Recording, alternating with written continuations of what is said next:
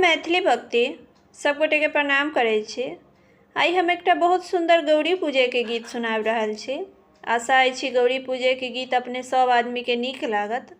सुनू ई गौरी पूजे के गीत आ हमर वीडियो के लाइक, चैनल के सब्सक्राइब सब आदमी कऽ देबै। जय मैथिली, जय भक्ति। गौरी पूजन चलू सुकुमारी, जल्दी सा करू तैयारी है। गौरी पूजन चलू सुकुमारी, जल्दी सा करू तैयारी है। जनक दुलारी मिथिला के प्यारी, जनक दुलारी मिथिला के प्यारी, जल्दी सा करू तैयारी है। जल्दी सा करू तैयारी है। गौरी पूजन चलू सुकुमारी, जल्दी सा करू तैयारी है। लाल अड़हुल संग सिंदूर लिया, लाल अड़हुल संग सिंदूर लिया। नैवेद्य मधुर मिठाई है, नैवेद्य मधुर मिठाई है। गौरी पूजन चलू सुकुमारी, जल्दी सा करू तैयारी है। गौरी पूजन चलू सुकुमारी, जल्दी सा करू तैयारी है।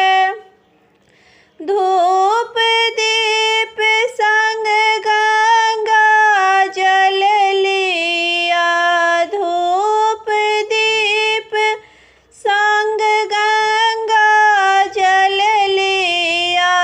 फूल भरल फूल डाले है, फूल भरल फूल डाले है। गौरी पूजन चलू सुकुमारी, जल्दी सा करू तैयारी है। गौरी पूजन चलू सुकुमारी, जल्दी सा करू तैयारी है। दूभी अक्षत बेल पात के संगे, दूभी अक्षत बेल पात के संग लिया। आरती के थारी है, लिया आरती के थारी है। गौरी पूजन चलू सुकुमारी, जल्दी सा करू तैयारी है। गौरी पूजन चलू सुकुमारी, जल्दी सा करू तैयारी है। गौरी पूजिया चल बड़ मांगल, गौरी पूज अचल बड़ मांगल।